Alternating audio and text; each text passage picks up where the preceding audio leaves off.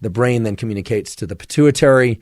The pituitary sends a hormone out into the blood, and the hormone acts on the kidney to either hold on to or let go of fluid, meaning to prevent you from wanting to urinate or from stimulating you to want to urinate. Very, very simple kind of yes-no type situation here. There's a lot of nuance to this in reality. There are a lot of other hormones in this pathway, but I think for at least this stage of the discussion, this should be sufficient. Some of you may have noticed that a molecule we've been talking a lot about today, vasopressin, was also mentioned on a previous episode of the Huberman Lab podcast, but in a very different context.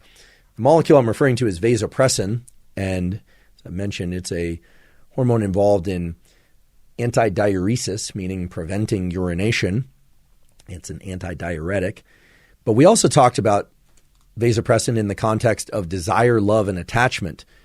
We talked about it in the context of monogamy and non-monogamy in a species of animal called the prairie vole. You can check out that episode. I believe vasopressin and the non-monogamous prairie voles are mentioned in the timestamp, so it should be easy to find. Vasopressin is made at multiple locations in the nervous system, mainly the supraoptic nucleus, and indeed, it's also involved in aspects of sexual behavior and mating. Now, it does that through mechanisms that are distinct from its antidiuretic effects.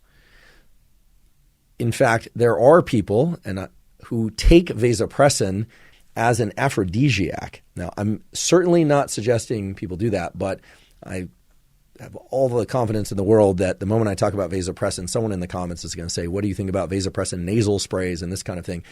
Vasopressin and indeed oxytocin, another hormone that's involved in pair bonding and various aspects of brain and body function, are available as nasal sprays that can get up into the deep recesses of the brain and can impact some of these core, what we call hypothalamic functions, these primitive drives and hypothalamic functions.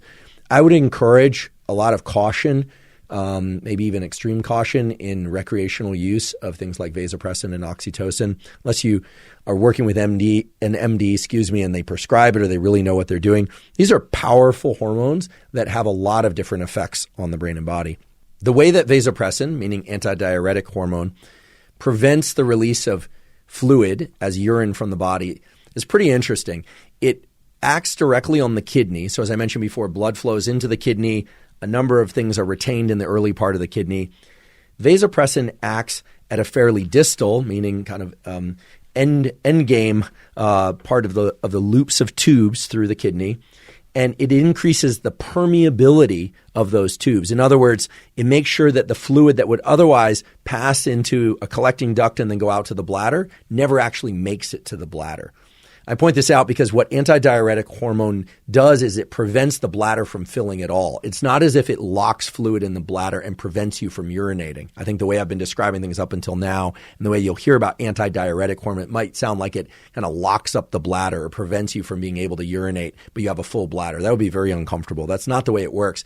It actually causes the tubes headed towards the bladder from the kidney to become permeable, meaning to allow fluid to go back into the bloodstream into the rest of the body. So that fluid never actually fills the bladder, and so you never feel the urge to urinate. Now, this is an episode about salt.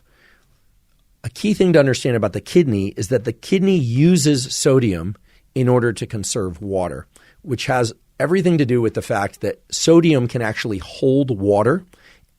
Put differently, water tends to follow sodium. So where we have sodium, we tend to have water, and sodium, when it's concentrated, can hold on to water. And that's one of the main ways that the kidney holds on to water in the body.